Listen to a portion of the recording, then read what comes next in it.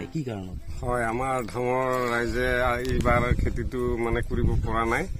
এইবাৰ হাতীৰ উপদ্ৰৱটো বেছি হৈছে। আগতেও 3 বছৰৰ পৰা 4 বছৰৰ পৰা এনেকুৱা উপদ্ৰৱ হৈছিল।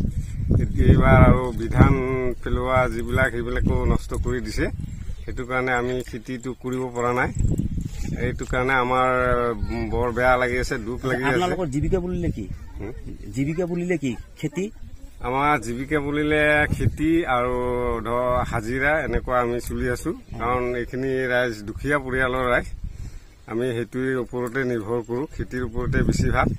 কিন্তু আমি চৰকাৰক অনুৰোধ জনাইছো, বহুবাৰ আবেদনো কৰিছো যে আমাক কিবা সহায় কৰিব লাগে।